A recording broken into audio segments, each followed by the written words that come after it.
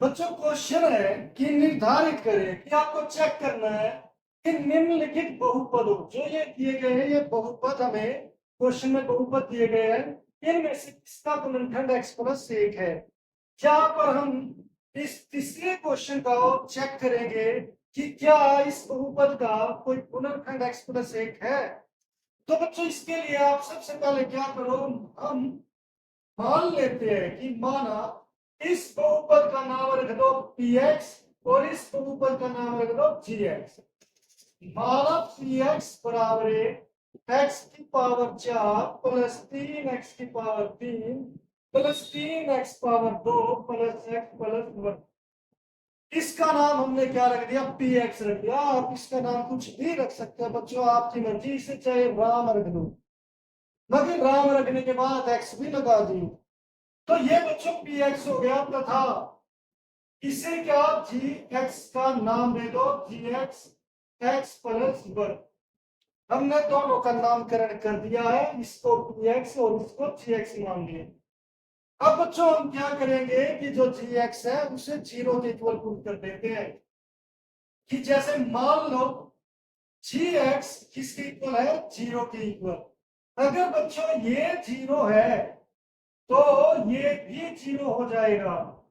अगर gx 0 है तो इसका मतलब x+1 भी 0 है। तो इसलिए बच्चों हमने लिख दिया x+1 इक्वल टू 0।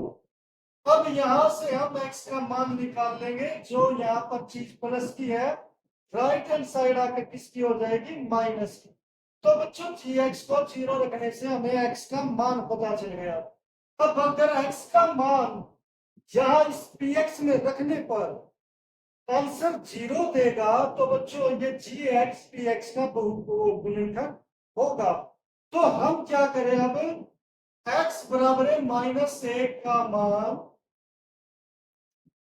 px में रखने पर, px में रखने पर हम इसका मान px में रख देते हैं। अब जिसमें मान रखेंगे बच्चों उस px को एज इट इज आप यहां पर उतार दो। जहां पर x की पावर 4 प्लस 3x की पावर 3 प्लस 3x की पावर 2 प्लस x प्लस 1। हमने यहाँ पर ये पूरे का पूरा जो बहुपद है वो उतार दिया। अब बच्चों x बराबर है -1 का मान इसमें रखना है, तो x जहां पर भी दिखे वहां पर -1 रख दो। -1 की पावर 4 प्लस 3, फिर -1 की पावर 3 प्लस 3, -1 की पावर 2 प्लस -1 प्लस 1। अब बच्चों यहाँ पर हमारा -1 की पावर 4 है। -1 की पावर 4 का मतलब होता है बच्चों कि -1 को 4 बार गुणा करो। बच्चों पहले हम माइनस की गुणा करेंगे क्योंकि माइनस सम संख्या यानी कि 4 बार है, जो एक सम संख्या, तो इसके ऊपर किस में आएगा, प्लस में।